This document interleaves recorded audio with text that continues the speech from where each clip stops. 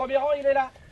La saison des vendanges a démarré il y a maintenant quelques jours et du côté de Vauchrétien, au domaine de Conquessac, c'est ce matin qu'une dizaine d'ouvriers a commencé à ramasser le raisin, à la main s'il vous plaît.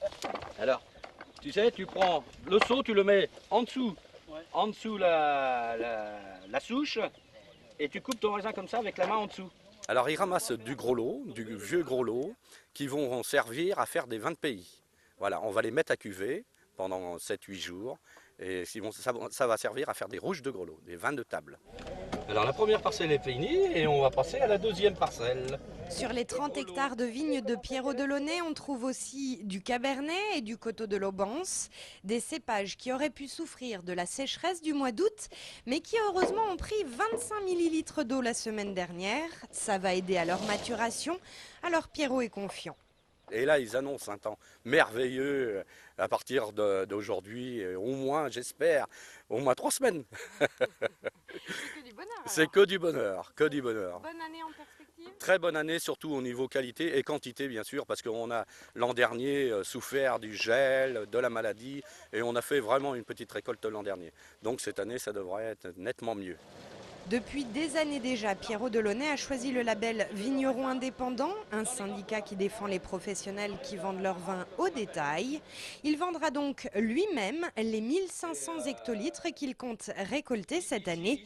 Une grande satisfaction. Voilà, un vigneron content, oui.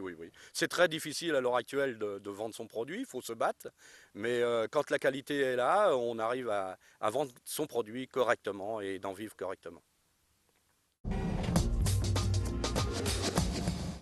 Ils ne veulent pas voir la Poste se transformer en société anonyme et craignent, disent-ils, une privatisation déguisée.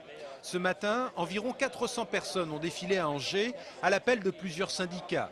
Ce mouvement fait bien évidemment suite au projet de modification de statut de la Poste qui doit être débattu par le Parlement. Pour les syndicats, cette modification de statut devrait accélérer le démantèlement du réseau de la Poste. Exemple avec le département du Maine-et-Loire. En 2000, on devait être 173 bureaux de plein exercice et aujourd'hui, on est à 34 bureaux de plein exercice, plus un petit nombre de bureaux de proximité, c'est-à-dire des bureaux annexes et une multitude, ce qu'on voit le jour de plus en plus, une multitude de bureaux chez commerçants, poste commerce.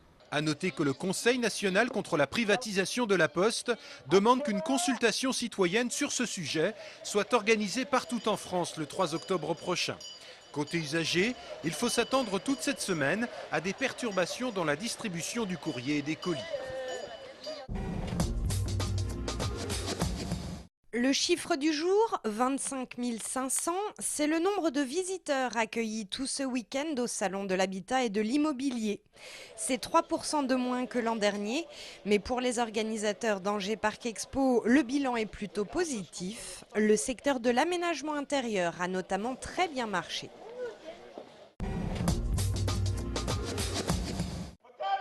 Ils sont arrivés. Ils, ce sont les basketteurs du Maccabi Tel Aviv. Le club israélien a élu domicile depuis hier matin en terre angevine. Et c'est tout de même un sacré événement. Tel Aviv et ses 5 titres européens, c'est une des plus prestigieuses équipes d'Euroleague. Les joueurs et l'encadrement ont fait 3500 km pour disputer le tournoi international ProStar Pays de la Loire. Un joli coup pour les organisateurs de cette compétition. On l'a fait venir parce que je pense que depuis 29 ans, on a acquis une notoriété au niveau national et international. Et que lorsqu'on en a envoyé au mois d'avril l'invitation, on a quasiment eu une réponse spontanée. Pour les entraîneurs du Maccabi Tel Aviv, cette semaine à Angers est idéale pour se remettre dans le bain. À un mois de la reprise de la compétition officielle, les Israéliens ne sont pas là pour chômer. Ça fait seulement 3 semaines qu'on a commencé à jouer. On vient tout juste de récupérer nos joueurs internationaux. On débute donc notre préparation, on met en place des combinaisons et des tactiques de jeu. C'est vraiment une semaine très productive pour nous ici. Aux côtés du Maccabi Tel Aviv, le ProStar réunira cette année un autre grand d'Europe et 4 des meilleurs clubs du championnat de France. De quoi assurer le spectacle vendredi et samedi sur le parquet de la salle Jean-Bouin.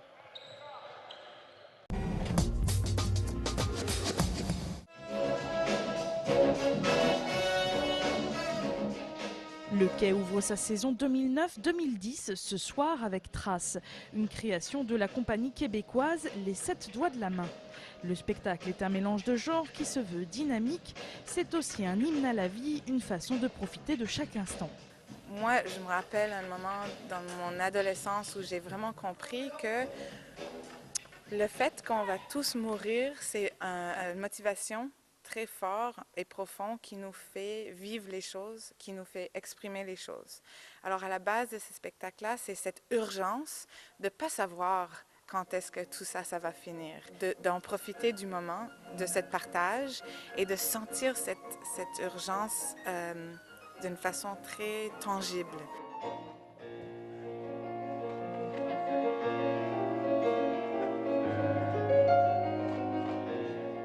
Basket, piano, dessin et évidemment acrobatie, les 5 artistes sont en permanence sur scène. La création se veut donc exigeante. Au début, quand on avait créé le spectacle, les premiers artistes, ils pensaient jamais de jouer du piano sur scène nécessairement. C'était des acrobates à la base qui avaient ces talents-là, un peu en secret, en privé.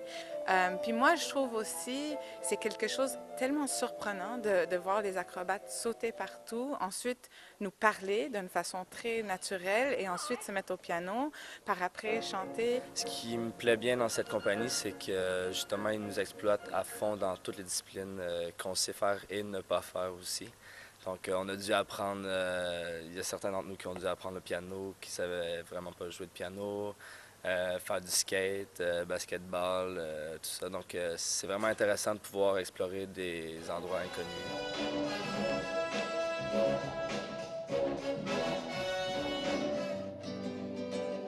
S'il fallait que je ce jour ma folie.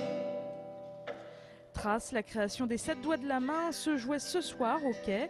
Le spectacle se jouera également demain soir à 19h30. En somme, si